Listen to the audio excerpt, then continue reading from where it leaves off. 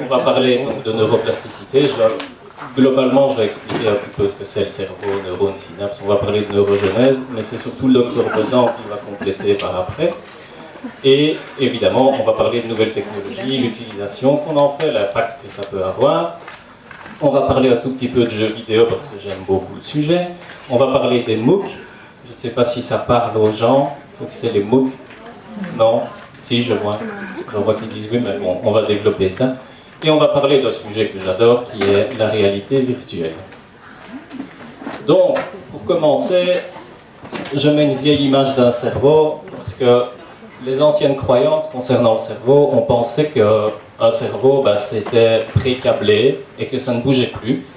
Donc, les scientifiques de l'époque pensaient que c'était complètement immuable et que quand un patient avait un problème au niveau du cerveau, donc il était cérébrolésé, le rétablissement était très difficile et les fonctions du cerveau étaient très compliquées à réapprendre. Le problème qu'il y avait principalement à l'époque, c'est qu'on n'arrivait pas à observer le cerveau. C'est quand même un organe super compliqué et au niveau microscopique, c'était pas évident à l'époque de comprendre comment ça fonctionnait. Donc, on comparait souvent le cerveau à une machine en disant qu'une machine, c'est capable de réaliser beaucoup de choses, mais une fois qu'elle a son fonctionnement normal, elle n'évolue pas, elle ne change pas. Mais grâce aux nouvelles technologies, on a appris qu'en réalité, le cerveau, il est plastique, il est capable de changer en fonction de l'expérience. Vous êtes témoin, vous continuez à apprendre des choses. Et même à un âge avancé, le cerveau adulte garde sa neuroplasticité.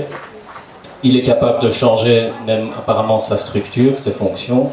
Et on a pu observer ça grâce aux techniques d'imagerie par résonance magnétique et autres. On est capable en fait maintenant de voir un cerveau en état de fonctionnement, sans devoir ouvrir la boîte crânienne de quelqu'un. Donc comment est-ce que ça marche? On va zoomer un tout petit peu et on va aller voir les neurones. Vous connaissez tous les neurones, donc c'est une cellule qui sert à transmettre l'information via des signaux chimiques et des signaux électriques. On estime à environ 86 milliards de neurones dans le cerveau humain, c'est quand même beaucoup. En gros, si un neurone faisait 1 millimètre cube, si on les empilait tous, ça ferait un cube de 100 mètres sur 100 mètres, donc ça fait quand même beaucoup. Au niveau de la création des neurones, il faut savoir que le cerveau les crée donc, pendant la grossesse, entre le 3e et le 7e mois de grossesse. Il va en créer de plus en plus et de plus en plus vite. Et à plein régime, on est à quelque chose comme 250 000 neurones par minute. C'est quand même quelque chose de super impressionnant. Ce qui est intéressant à savoir aussi, c'est que quand un nouveau-né vient au monde, apparemment il a déjà tous ses neurones.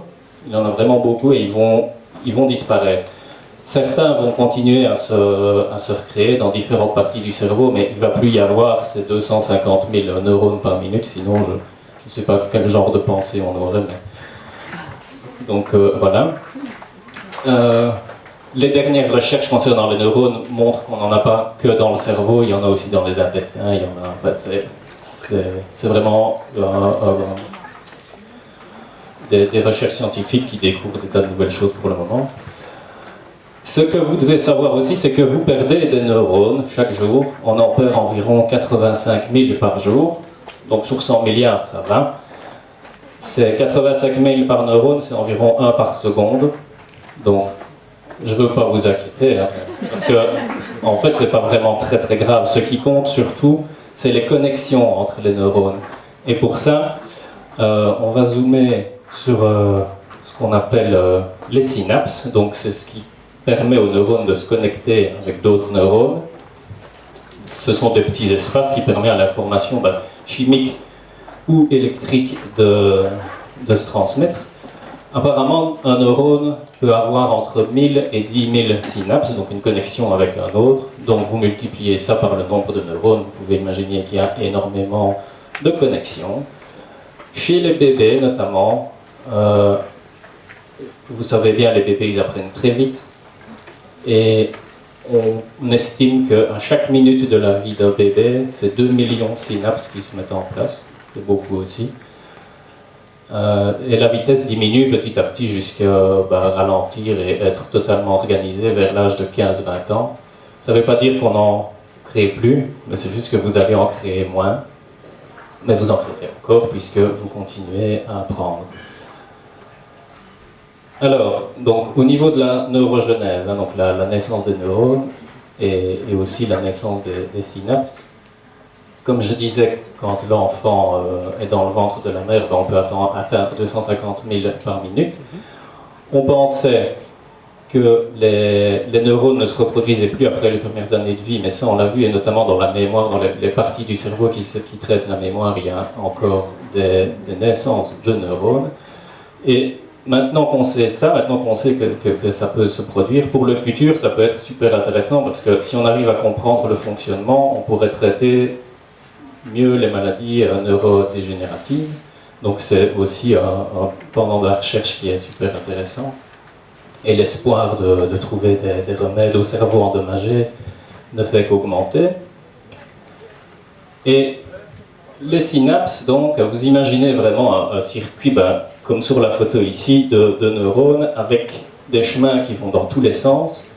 Les chemins, en fait, on peut appeler ça des routes neuronales. Chaque chemin est associé à une action ou à un comportement. Si par exemple vous pensez à, je sais pas moi, une balle de tennis, un tricot, oui. En tout cas, si vous pensez à un objet, voilà, je pense à cette bouteille d'eau, ça va créer un chemin dans mon cerveau, je simplifie, c'est un peu plus compliqué que ça, mais ça va stimuler certains neurones, un chemin de neurones dans mon cerveau, et la bouteille, à chaque fois que je penserai à cette bouteille, ça va stimuler les mêmes neurones. Mais si Pascal ici pense à la même bouteille que moi, ça ne va pas stimuler les mêmes neurones chez elle. C'est pour ça qu'en fait, chez la même personne, le chemin peut se réidentifier, mais chez une autre personne, pas. C'est pour ça que c'est assez compliqué pour l'instant de faire des comparaisons d'un cerveau à l'autre. En fait. Où est-ce que j'en étais, moi ? Oui, et alors, ces fameuses routes donc, qui sont associées à un comportement ou à une action, chaque fois qu'on la fait travailler, donc chaque fois qu'on refait cette action ou qu'on repense à la même chose, on la renforce. Et donc elle est plus facile à utiliser. Et inversement, celles qu'on utilise moins, on les oublie. Si vous arrêtez, je ne sais pas si vous faites du piano et que vous arrêtez de jouer du piano pendant des années, ce sera plus difficile de vous y remettre. Et si vous vous entraînez à retenir des chiffres, vous allez devenir bon à retenir des chiffres. Vous pouvez le voir avec, par exemple, les serveurs dans les restaurants qui sont capables de retenir énormément de commandes, mais si vous leur demandez de retenir autre chose que des commandes, ce sera difficile pour eux. Donc c'est vraiment spécifique. Donc les nouvelles pensées créent des nouvelles routes, la répétition et la pratique renforcent ces routes-là. Les routes plus anciennes, elles commencent à diminuer, et donc c'est pour ça que je vous encourage à vraiment essayer de ce que vous aimez bien, mais continuez à le faire, et surtout, faites des choses différentes. Même quand vous faites une même activité, essayez de la faire de manière un petit peu différente. Si vous voulez, par exemple, non, on en parlera après de cet exemple-là. Et je vous montre cette photo-là, donc c'est une représentation informatique des neurones, et je vais faire une toute petite parenthèse ici. Je vais mettre une autre photo. Et je vais vous demander si vous arrivez à voir la différence entre les deux, ou si quelqu'un sait ce que c'est la photo à droite. Personne ? Et à votre avis, qu'est-ce que c'est ? Est-ce que vous voyez ? Qu'est-ce que ça pourrait être ?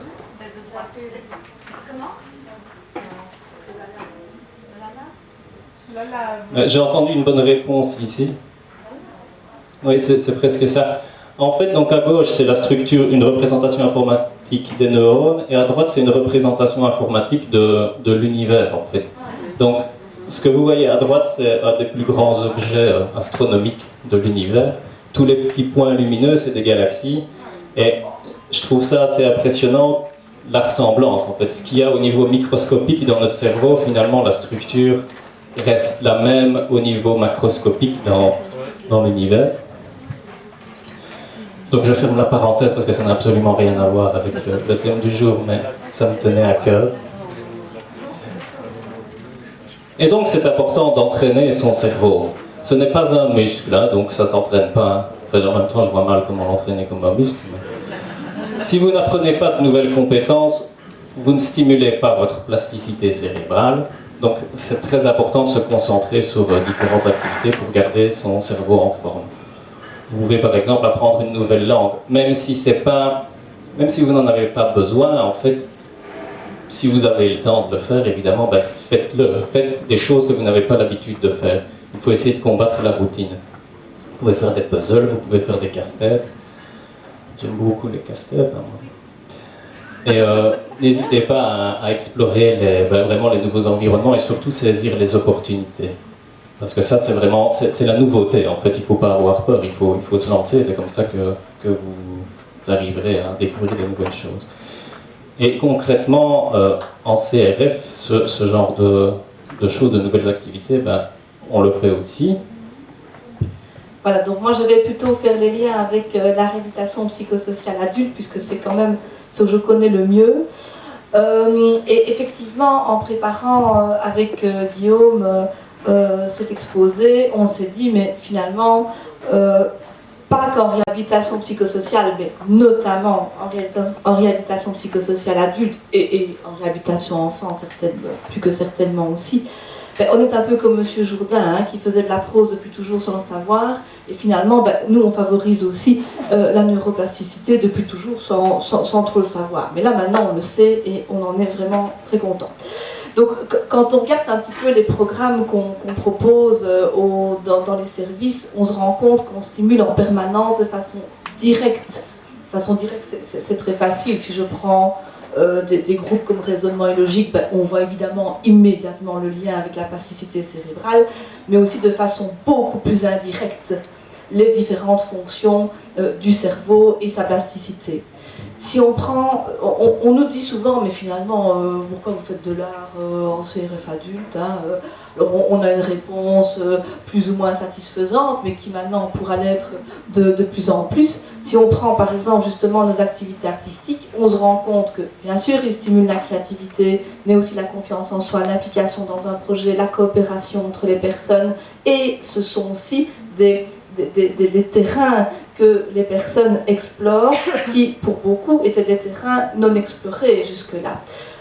Les ateliers de socialisation renforcent évidemment, ce n'est pas mes collègues qui vont me contredire, toutes ces routes neuronales associées, elles, plus étroitement aux habiletés sociales. Et je suis finalement heureuse qu'on le souligne parce que les ateliers de socialisation sont évidemment beaucoup plus que des ateliers d'apprentissage de bonne convenance, comme on pourrait le croire et le résumer de façon bien trop succincte.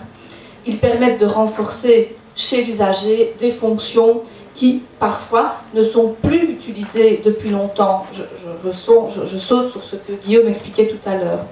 Et notre souci est toujours de varier, de différencier les outils proposés pour éviter justement que ce ne soit une routine totalement apprise qui serait, alors c'est pas inutile une routine apprise, mais ce serait certainement insuffisant pour une intégration efficace.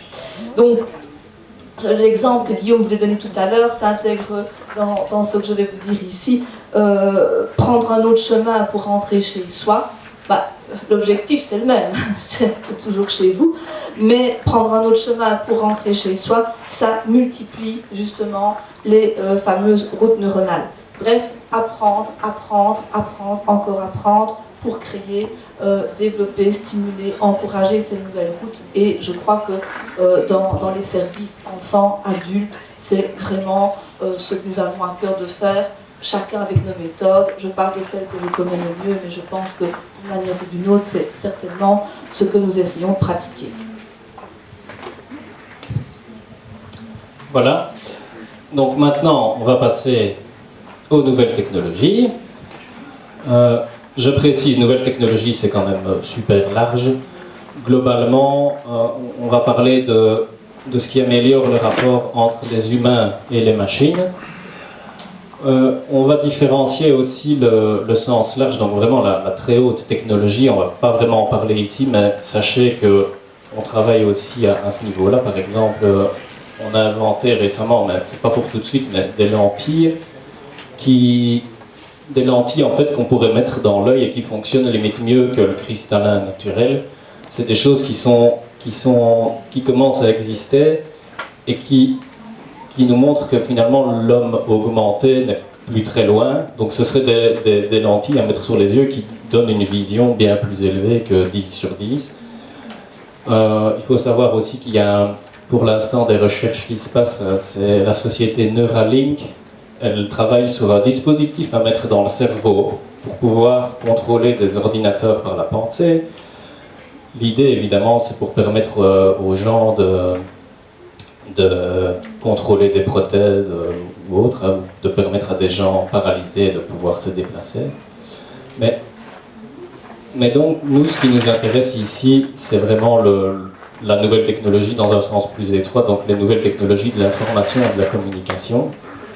Donc c'est tout ce qui est smartphone, Internet, etc.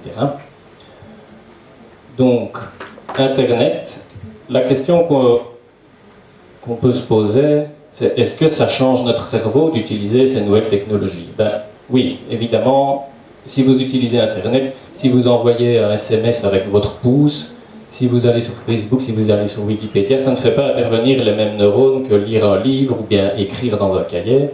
Je donnais l'exemple à Pascal que moi, par exemple, j'écris vraiment très mal, mais pas de la même manière.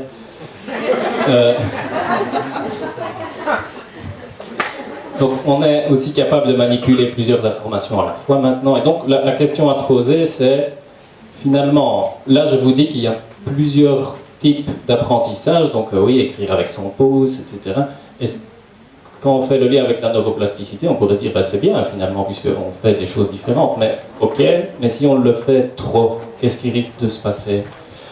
Donc, on sait que les principales fonctions touchées, et je dis bien touchées, je ne dis pas qu'elles sont abîmées ou quoi que ce soit, mais celles qui sont touchées, ben, il y a quand même l'attention, la cognition sociale, la mémoire, la perception, les apprentissages, la gestion du temps, le choix conscient. Quand je dis choix conscient, c'est la résistance aux automatismes, le fait de faire toujours des choses de manière automatique. Ben, vous savez bien, avec tout ce qui est smartphone et tout, on a vite fait de faire les mêmes mouvements. Et donc, on sait par exemple sur la mémoire, il y a de plus en plus d'étudiants, et même d'ados et même d'adultes finalement, en fait, qui, quand ils se posent une question, ben, ils vont sur Google. Ils se posent la question à Google et Google donne souvent une réponse très satisfaisante. Et donc, on se pose la question, mais un recours massif comme ça à une mémoire qui n'est pas la nôtre, finalement, à une mémoire externe, ben, qu'est-ce que ça implique? Et donc, on remarque qu'il est possible que les gens, les enfants, apprennent moins, puisqu'ils ont plus l'habitude d'aller chercher la réponse, leur mémoire fonctionne moins. Et c'est pour ça que c'est quand même très important de continuer à apprendre par cœur, pour faire travailler la mémoire. Et en ce qui concerne l'attention aussi, puisque bah, vous le voyez sur la photo, vous voyez des étudiants qui sont sur l'ordinateur et sur leur GSM, bah, comme je disais, on est vite distrait maintenant sur un téléphone. Bah, il y a tellement de choses dans un téléphone, je ne sais pas si vous avez déjà vu la photo où on montre tous les différents objets qu'un téléphone est capable de faire, donc ça prend radio, télé, dictionnaire, etc. Et tout maintenant est disponible dans notre poche, donc on sait vraiment accéder à n'importe quoi, et donc on est vite distrait, et ça pose question au niveau de l'attention des gens, parce que le cerveau n'est pas capable de faire 50 choses différentes, sauf celui de Pascal, évidemment. Mais voilà. Oui. Et alors, au niveau social, il y a aussi des petites modifications. Alors évidemment, l'impact d'Internet sur les cognitions sociales, ça m'intéresse particulièrement. Bien sûr, Internet, Guillaume le disait, modifie nos manières d'entrer en relation, avec particulièrement une grande rapidité, une immédiateté dans la relation, enfin la relation virtuelle dans ce cas-ci. Le nombre de fois, si quelqu'un m'envoie un message et que j'ai l'habitude de répondre relativement vite, mais que je n'ai pas répondu dans le temps auquel je réponds plus ou moins habituellement, j'ai très vite un rappel, et alors, hein, que se passe-t-il, etc. Donc voilà, on a quelque chose de... On veut quelque chose de rapide et d'immédiat, et qui est quand même souvent aussi connoté de renforcement positif, tout aussi rapide et immédiat. Si vous postez quelque chose, je sais pas moi, une photo, une activité que vous êtes en train de faire sur je ne sais quel réseau social, puisqu'il paraît que Facebook n'est plus le réseau à la mode, il faut très peu de temps pour avoir des dizaines de likes, de pouces levés, etc. Donc un renforcement rapide, immédiat et quand même relativement souvent positif. Bon, ok, allez-vous me dire. Et où est-ce que je veux en venir? Parce que ça, vous le savez, on s'est rendu compte, alors c'est pas une étude, c'est un constat qui a été fait, c'est des choses qu'on a lues, c'est des choses qu'on a vues, auxquelles on a assisté, qui n'ont pas encore été probablement vraiment analysées plus, mais qui nous questionnent. On s'est rendu compte de l'impact de ce fonctionnement-là sur l'intégration professionnelle, finalement, qui est peut-être compliquée à cause de cette espèce d'addiction au renforcement positif, rapide, nombreux. Je m'explique. On s'est retrouvé avec des jeunes travailleurs tout à fait compétents dans leur domaine, qui ne restaient pas dans l'emploi, alors que l'employeur était tout à fait satisfait, et avec comme remarque donc, de la part du jeune travailleur l'impression de ne pas être compétent dans leur travail, de ne pas avoir qu'on n'est pas intéressé par leur travail, qu'ils n'ont pas d'impact dans leur travail, ce qui objectivement n'était pas juste. Et quand on creuse un petit peu, et ce sont des choses qu'on a lues aussi, donc dans la réalité professionnelle, un renforcement positif peut mettre des jours, des semaines, peut-être pas des mois, mais en tout cas des semaines, certainement avant d'arriver, et on n'a pas des renforcements positifs toutes les 25 minutes et demie. Donc, et au contraire, on peut avoir parfois aussi un renforcement, enfin, on peut avoir une remarque comme quoi, bah, tiens, on n'a pas fait ce qui était attendu, des choses comme ça. Et donc, cette addiction au renforcement positif, rapide, immédiat, et extrêmement nombreux, peut avoir un impact sur le sentiment d'efficacité, ou plutôt d'inefficacité, le sentiment que le travail n'a pas de sens chez certains jeunes travailleurs.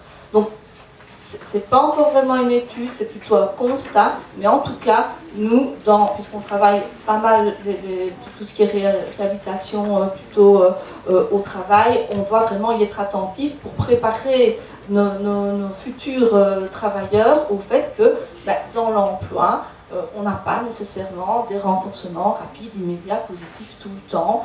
Sinon, je crois qu'on passe à côté de quelque chose. Donc, tout ça pour dire aussi que finalement, nos habitudes de travail se modifient aussi, nous, dans nos programmes, par tous ces constats-là. Et alors, je terminais par l'importance d'être seul. Or, avec ce genre de choses, voilà, qui est à côté de moi, donc évidemment, je suis super bien entourée, mais si Guillaume et Graziella n'étaient pas là, j'ai quand même, voilà, j'ai ça à côté de moi. Donc, or, on sait bien, le cerveau, on a besoin d'être seul à certains moments, on l'est plus beaucoup, avec ce genre d'engin à côté de nous. On a besoin de moments pour s'ennuyer. Moi, quand mes enfants étaient petits, qui me disaient je m'ennuie, je disais très bien. Ils n'étaient jamais très heureux de ma réponse, mais invariablement je leur disais ça. Et on sait que le cerveau a aussi besoin de se reposer. C'est important pour l'apprentissage, pour la créativité. Or, là j'enfonce des portes ouvertes, vous savez qu'on se repose moins, aussi depuis que ces petites choses sont apparues à nos côtés, si on n'a pas une rigueur, une discipline à laisser l'appareil de la chambre ou des choses comme ça. Donc voilà, donc Internet, impact sur les cognitions sociales et avec, je trouve quand même particulièrement un impact aussi au niveau de l'intégration professionnelle qui doit nous questionner certainement.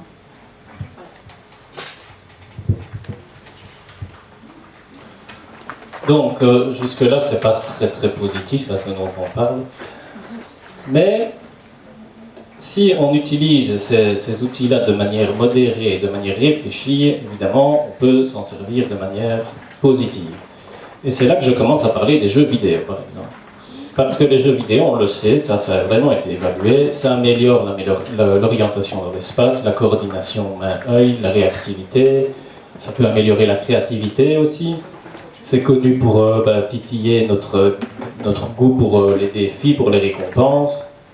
Donc c'est quelque chose qui, tant que ce n'est pas utilisé dans l'excès, qui peut être très intéressant. Et je vais donner deux exemples ici, notamment celui d'un enseignant de Liège, il faut le dire. Il utilise un jeu vidéo qui s'appelle Subnautica. Donc je vais vous montrer une petite vidéo juste après.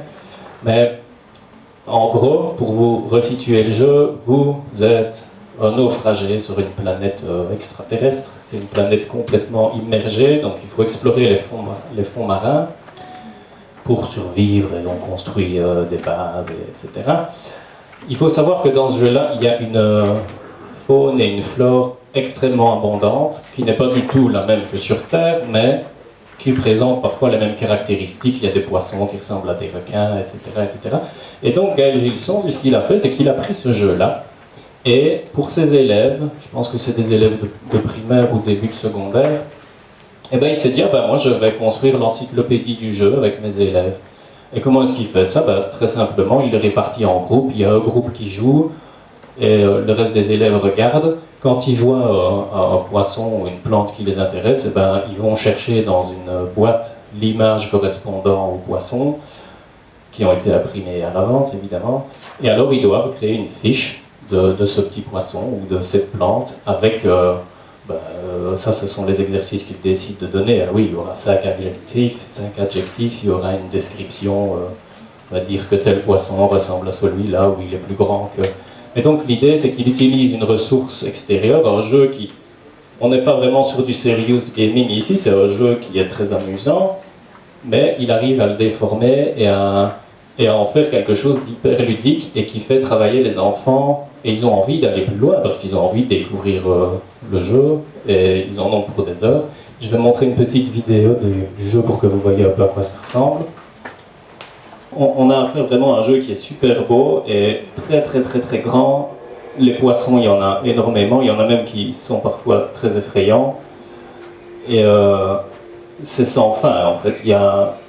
On peut continuer à aller en profondeur, il y aura des animaux différents.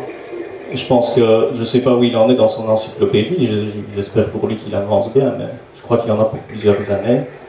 Alors, une autre personne intéressante au niveau des jeux vidéo, c'est Michael Storin. Lui, il est psychologue, et c'est un des premiers à utiliser les jeux vidéo comme outil thérapeutique, en tout cas à en parler de manière scientifique. Je dis bien les utiliser comme outil thérapeutique parce que beaucoup de psychologues ont étudié sur le jeu, sur ce qu'est l'avatar, la représentation de soi dans le jeu, etc. Lui, il a vraiment été plus loin, il s'est dit, moi, c'est mon outil de travail. Et je donne ici l'image d'un jeu qui s'appelle Ico. Donc vous voyez un petit personnage orange qui tient la main d'une jeune fille. Et en fait, dans l'histoire du jeu, il faut sauver la princesse et tout le jeu, il va falloir lui tenir la main, il va falloir l'emmener quelque part. Et comme il travaille avec Michael Storer, comme il travaille avec les enfants, il a utilisé ce jeu-là avec des enfants qui avaient des problèmes d'attachement avec leur mère. Et en jouant à ce jeu-là, il s'est rendu compte que l'enfant, tout de suite, pour l'enfant, la princesse va représenter la mère. Et dans le jeu, si on veut avancer, parfois il faut lâcher la princesse et donc la mère, il faut la laisser partir, parfois si on veut continuer. Et il a remarqué que c'était parfois très difficile pour des enfants. Il finissait par le faire et dans ses recherches, il dit que clairement, ce genre de démarche aide l'enfant à affronter un traumatisme ou autre. Son hypothèse, ce qu'il veut dire, c'est que quand on subit un traumatisme, on est souvent passif. Et utiliser le jeu vidéo pour combattre ce traumatisme permet d'être actif. D'autres types de jeux qui sont intéressants à utiliser, notamment pour la santé, sont les jeux où on se met à la place de quelqu'un qui souffre d'une maladie ou autre. J'en mets deux ici. Le premier, c'est Beyond Eyes.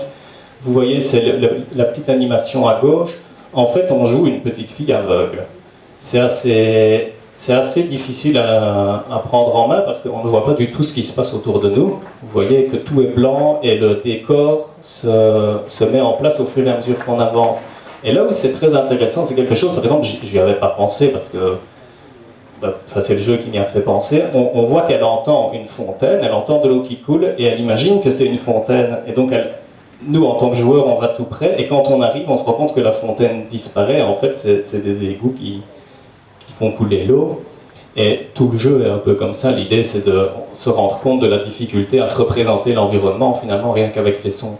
Et donc là, on est sur des jeux qui nous font réaliser finalement, que ressent la personne qui souffre de telle ou telle maladie.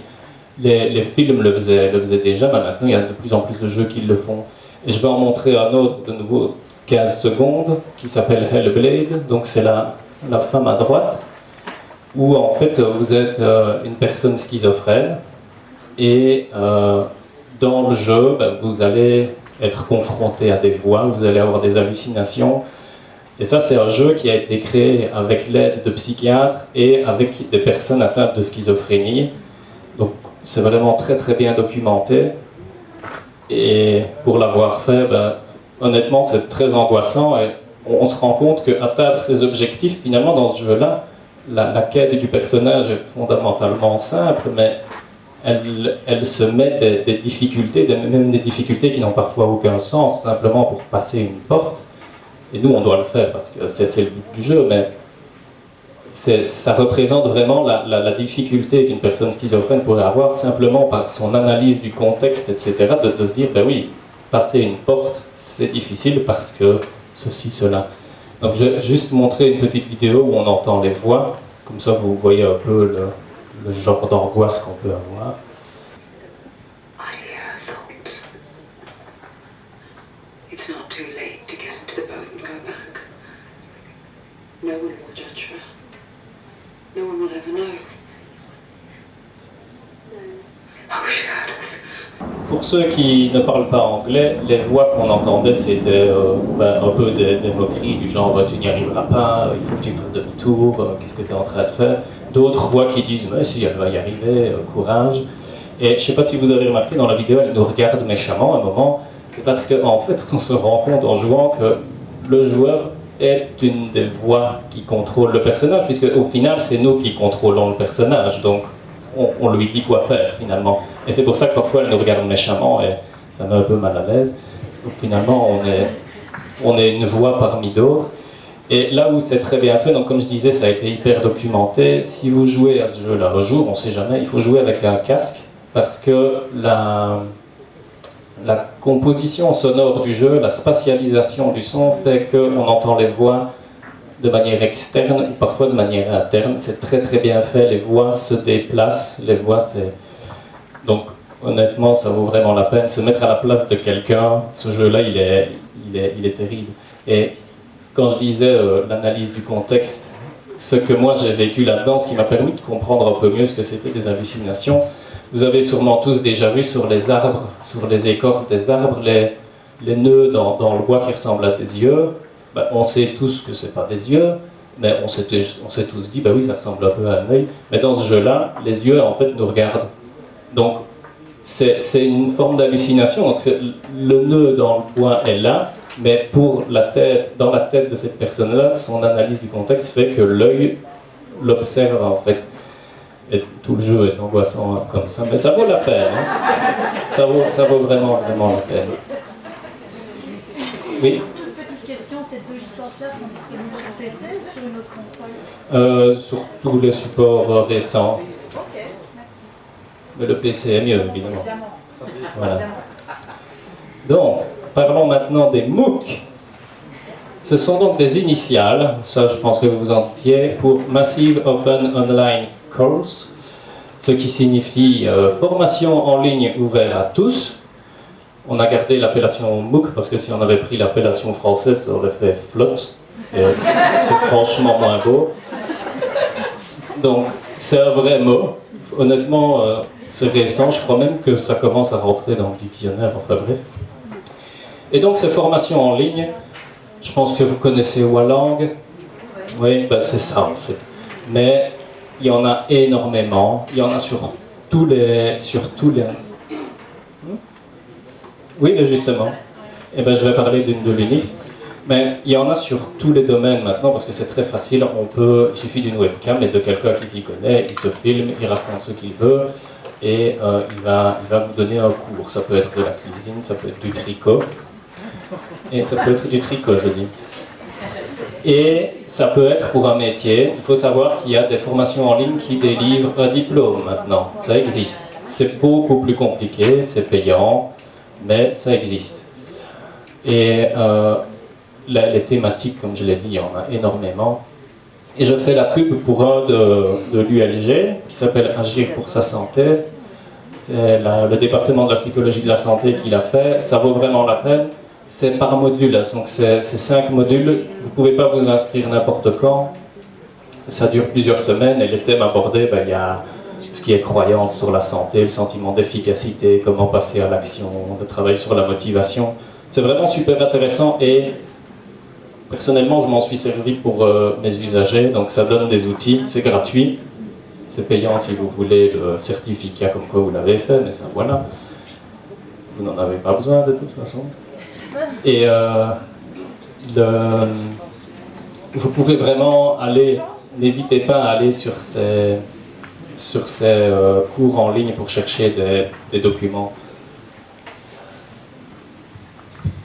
Alors, ces MOOC, en discutant avec Guillaume, on s'est rendu compte qu'on pouvait vraiment y voir un double intérêt. Bon, je parle ici en réhabilitation psychosociale, mais pas que, bien sûr, hein, vous l'aurez compris. Un intérêt non seulement pour les professionnels et les équipes, mais aussi pour les usagers, puisque on se disait que ce serait vraiment intéressant de combiner cet outil MOOC avec une structure telle que, pas exclusivement, mais telle que CRF ou autre. Mais je connais moins les autres, donc je ne m'embarque pas sur ce terrain-là. Parce qu'évidemment, une difficulté quand même dans ce genre d'outils, ça reste quand même la rigueur et la régularité. Bon, certains vous imposent un peu plus justement de régularité puisque les modules tombent à un moment défini, mais ce n'est quand même pas le cas pour tous. Et donc, on se disait que ça pourrait certainement, que ce soit pour nous professionnels ou pour les usagers, être des compléments intéressants, complément aussi à d'autres outils, eux, tournés vers l'extérieur. Parce que j'entends évidemment d'ici, et j'ai été la première à le dire, l'idée de l'intégration, ce n'est pas de tout faire dans son salon, derrière un PC, c'est aussi d'aller vers l'extérieur. L'idée, ce n'est pas de substituer la connaissance et l'apprentissage via les cours plus classiques par cela. C'est vraiment de multiplier et tout le temps multiplier les outils pour les diversifier. On en revient un peu sur notre histoire, sur nos histoires de routes, hein, dont on parlait tout à l'heure. Multiplier les outils, multiplier les routes. Alors, utiliser aussi des outils qui, sont relativement attractifs. Hein. On voit bien quand même que voilà, ce qui est un peu novateur et qui a été, quand c'est bien foutu, c'est quand même agréable aussi à utiliser. Donc, utiliser les routes différentes, pouvoir stimuler des routes différentes, utiliser des outils différents et stimuler toutes les différentes formes d'apprentissage et aussi l'appétence dès lors à apprendre. Donc voilà, c'est plus large que juste on va apprendre, je ne sais pas moi, le permis de conduire en ligne, hein, c'est bien plus que cela et je crois que c'est vraiment à utiliser en bonne intelligence. Ça peut certainement être extrêmement riche à tout niveau. Et oui, comme elle le disait, la difficulté vraiment des cours en ligne, c'est la rigueur, le fait de le faire. Il faut être motivé et si on pouvait avoir le cadre d'un centre pour utiliser leurs outils et nous les motiver, ce serait vraiment intéressant. Donc, passons maintenant à la réalité virtuelle. Qu'est-ce que c'est ? C'est récent. Enfin, en fait, le principe existe depuis des années, mais la technologie actuelle permet d'amener ça de manière beaucoup moins chère et plus facilement. C'est une technologie qui simule la présence d'un utilisateur dans un environnement qui est généré artificiellement. Donc, on met quelqu'un dans un endroit qui n'existe pas. L'environnement, la particularité, c'est qu'on peut interagir avec. On n'est pas dans un film, on peut le modifier, on peut faire des choses, on peut faire en sorte que des gens nous regardent, on peut déplacer des objets. Et la technologie aidant, de nouveau, on peut reproduire une expérience sensorielle, c'est-à-dire qu'il existe des combinaisons, on appelle ça des combinaisons haptiques, où si par exemple quelque chose nous touche dans un environnement virtuel, on ressent des chocs électriques légers, c'est juste pour sentir qu'on nous touche. On peut aussi faire travailler, il y a des nouvelles technologies qui permettent de faire sentir les odeurs. Et concrètement, comment est-ce que ça fonctionne? Vous avez tous déjà vu cet objet. Voilà, instant nostalgie. Messieurs, si vous connaissez, messieurs. Donc c'est un stéréoscope, le bête principe c'est que...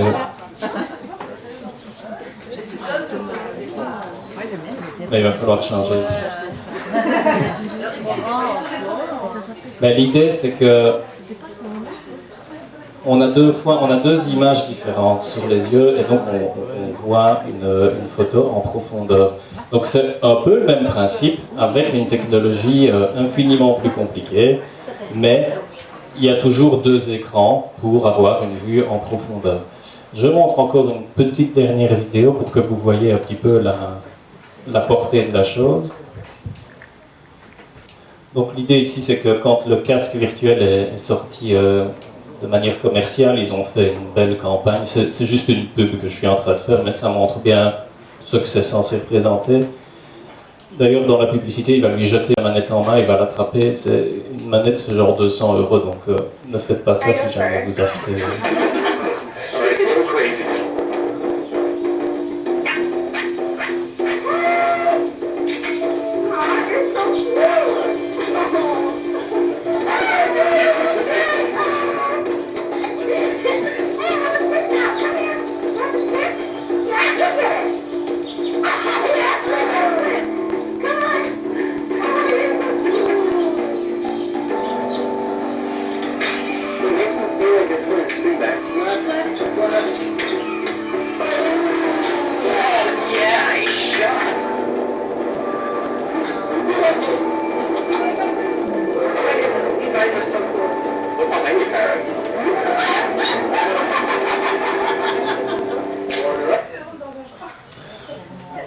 Donc vous voyez un peu l'idée. Hein. Est-ce que des gens ici ont déjà essayé?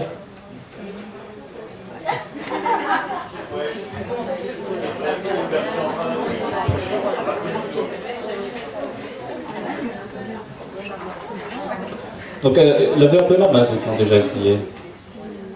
Oui, ça va. C'est pas beaucoup quand même. Mais très très amusant, c'est super chouette et vous voyez l'idée c'est vraiment d'interagir avec quelque chose qui n'existe pas. Au niveau pratique, ça c'est un casque et voilà la raison pour laquelle j'ai pas amené mon casque ici, c'est parce que ça demande quand même beaucoup de choses.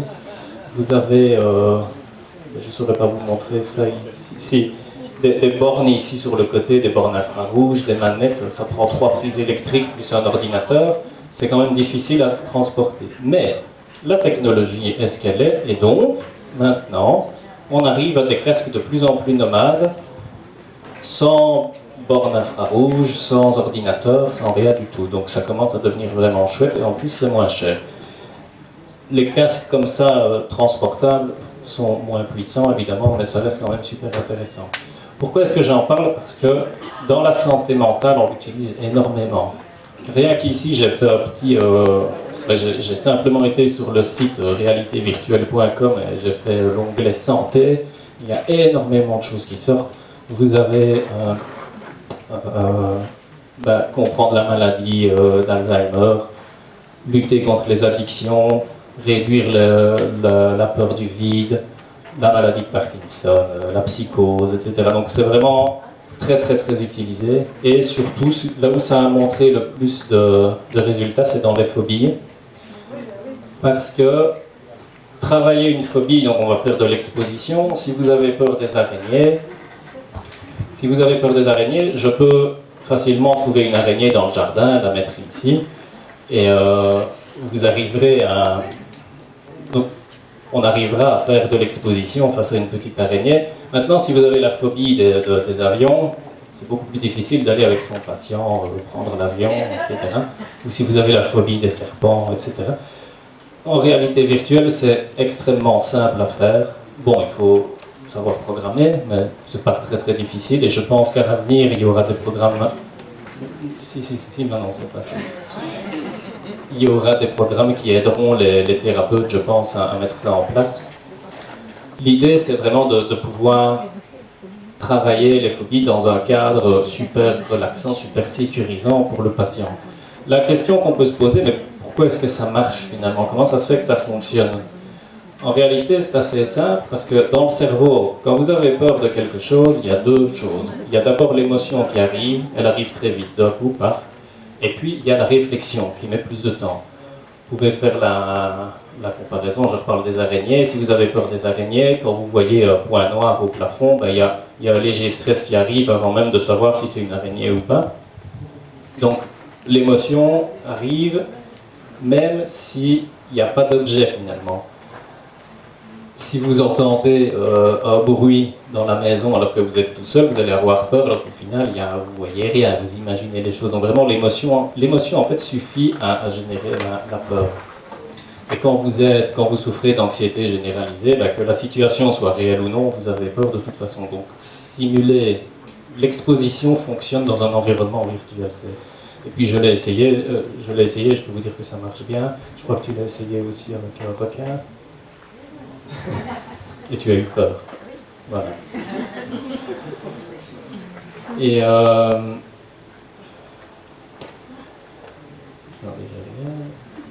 oui, donc c'est ça.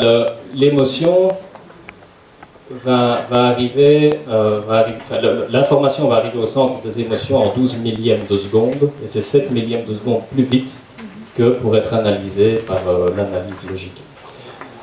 Et ce qui est intéressant, c'est que l'environnement virtuel n'a même pas forcément besoin d'être super réaliste. Ce qui est important, c'est le sentiment de présence. La personne doit avoir l'impression d'être là. Et pour ce faire, quand vous faites une formation au traitement des phobies par réalité virtuelle, on vous dit qu'il faut faire peur à la personne. Il faut dire, par exemple, si je prends Pascal et que je la mets dans un environnement avec des araignées, ça irait.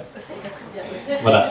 Et ben, je vais devoir jouer sur le fait que, ah oui, Pascal, il y a une araignée, tu la vois, elle bouge. Est-ce que tu crois qu'elle vient vers toi? Ben, donc je vais devoir stimuler un petit peu son... Pas trop non plus, mais histoire que la personne puisse se sentir bel et bien immergée. Et en fait, elle ne va pas se dire « Ah ben j'ai réussi à surmonter ma peur dans l'environnement virtuel, donc je devrais pouvoir y arriver dans le réel ». Ce qu'il y a, c'est que c'est le sentiment d'auto-efficacité qui est important. Comme la personne se dit « Ah, ça j'ai réussi, je me suis surpassé », et ben c'est ce surpassement, ce sentiment d'auto-efficacité qui lui est généralisé dans le monde réel. C'est ça c'est vraiment ce sentiment d'auto-efficacité. Et ça fonctionne après combien de séances? En fait, ça dépend de la personne, mais ça dépend de la phobie, oui. Honnêtement, moi je ne l'ai pas fait, donc j'ai fait la formation, mais c'est comme de l'exposition, c'est un outil supplémentaire à l'exposition, donc ce sera le nombre de séances. Comme ceux qui ont peur des oiseaux, on va commencer par une plume, avec des photos, puis une plume, et puis le nombre de séances nécessaires. Mais en tout cas, les résultats sont super intéressants dans les études. Alors justement, en écoutant tout cela et en découvrant aussi tous ces outils-là, je me suis fait la remarque que finalement la réalité virtuelle et les programmes de réhabilitation avaient finalement pas mal de points communs et que quelque part il y avait des points communs dans la méthode de travail. Donc finalement, tous deux permettent d'expérimenter des situations dans un contexte quand même plus rassurant et qui permet un peu plus d'audace. Pour faire le lien avec ce que Guillaume disait, un jour où je me dis, oh, je sais bien, moi, la réalité virtuelle, c'est pas cette affaire-là. Donc on me dit, oh, bah, tiens, tu peux essayer, on te met dans une cage, on te plonge dans l'eau. Pensez bien que jamais dans la vraie vie, dans la réalité, jamais je ne l'aurais fait, hein, jamais. Par contre, c'est vrai qu'en réalité virtuelle, donc comme on a vu ici à l'écran, hein, là-bas, je me suis dit, après tout, pourquoi pas, hein. Voilà, a priori, je ne risque pas grand-chose. Donc, même si je n'étais pas fondamentalement ma tasse de thé. Donc je me suis retrouvée effectivement à découvrir des fonds marins d'abord assez sympathiques, puis des abysses nettement moins sympathiques, et puis une espèce de dents de la mer vraiment antipathique. Mais je l'ai fait. Il est évident, je n'aurais pas fait là comme ça si on m'avait proposé d'aller l'expérimenter dans une eau bien glacée. Donc ici, c'est vrai que ça donne un peu plus d'audace, en effet, ce genre d'outils. Je recommence.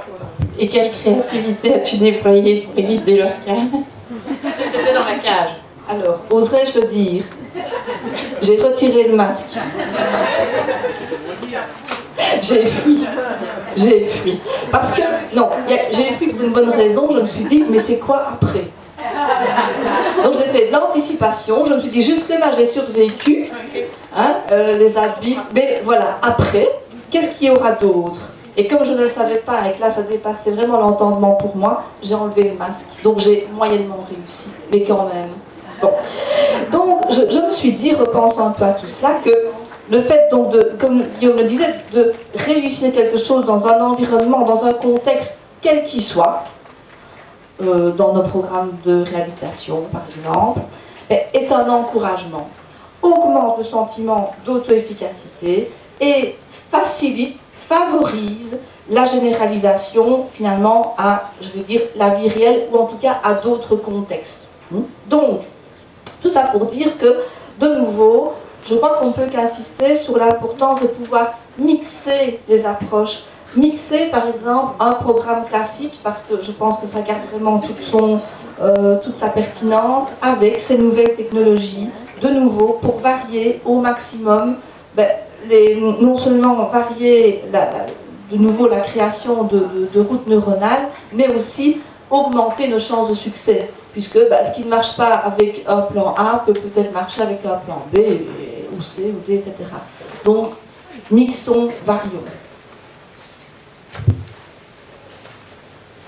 Concernant ces environnements, il faut savoir, il y a quand même une chose, je vais en parler, les personnes peuvent souffrir de ce qu'on appelle un cybermalaise. En fait, quand vous vous déplacez dans un environnement virtuel, et que vous ne vous déplacez pas en réalité, il peut y avoir un déséquilibre de l'oreille interne, ce qui fait qu'on a le même malaise que quand on est malade dans l'auto par exemple, en 10 fois plus fort.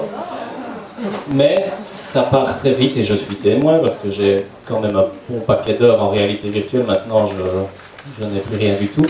Mais les gens certains sont plus sensibles que d'autres, mais très honnêtement ça part assez vite. Je vais vite préciser concernant, par exemple, la phobie de l'araignée. On ne met pas la personne directement devant l'araignée. Le programme que j'ai pu tester, c'est un appartement, et on demande d'abord à la personne de se déplacer dans l'appartement virtuel sans araignée, il n'y a rien, il se promène, il va un peu où il veut, et puis on va mettre une araignée qui ne bouge pas, et puis après on va mettre des araignées qui bougent.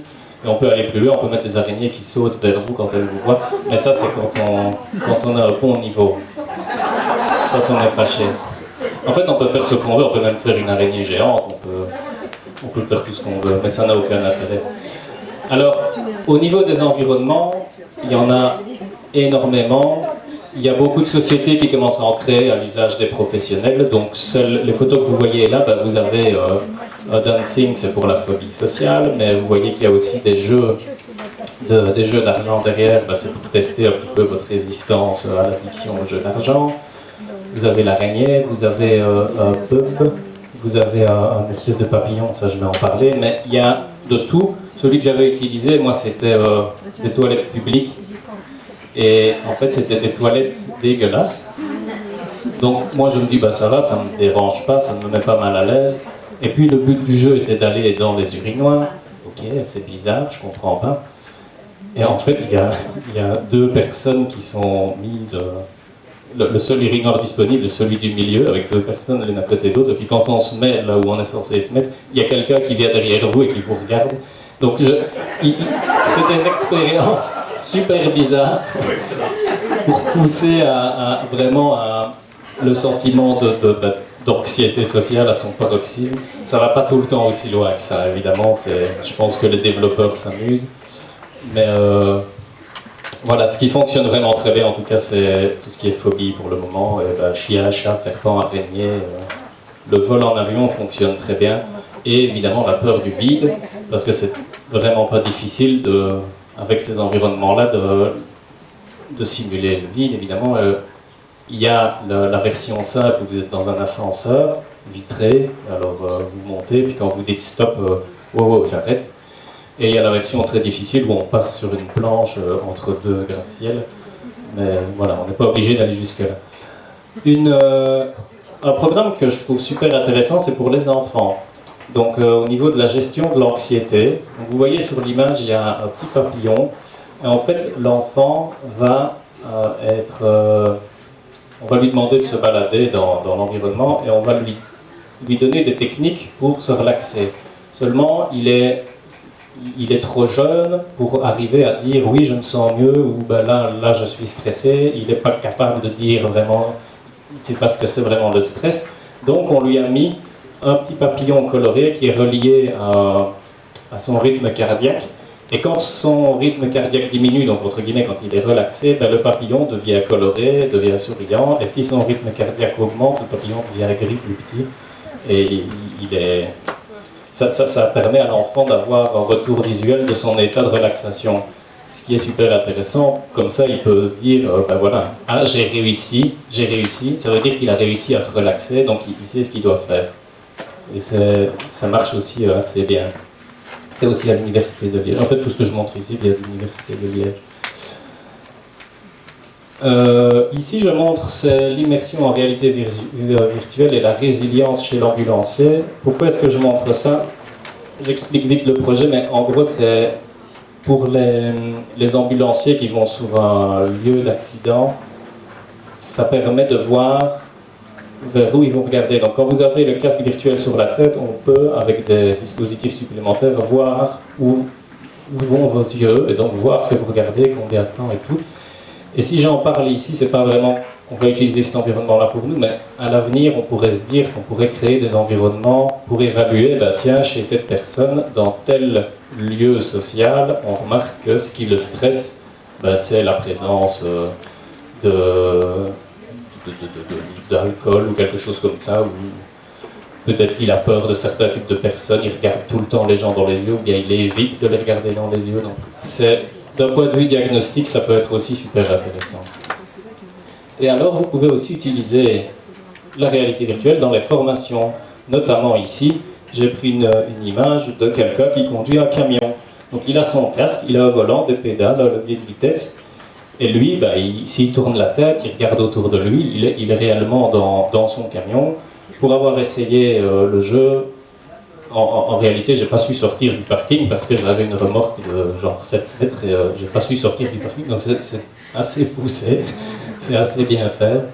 On s'y croirait. Donc ça peut servir dans ce genre de formation-là. Mais aussi, dans les formations, ici c'est un projet pour apprendre l'espagnol, je pense.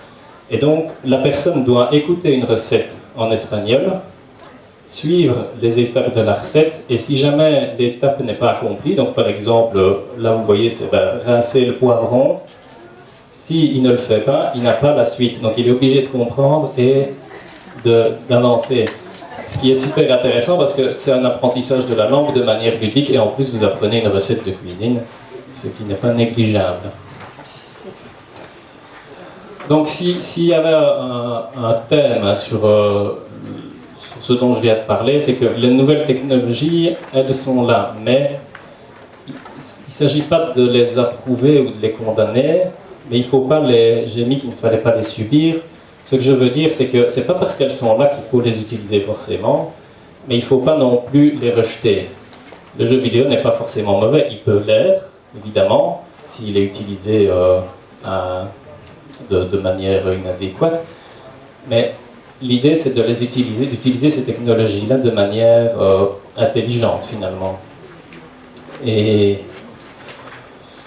donc voilà, l'idée c'est ça, de ne pas trop justement, comme je le disais, continuer à apprendre par cœur, etc. etc. Et donc voilà, moi j'ai terminé ma partie. Merci de votre écoute et on va demander au docteur Besan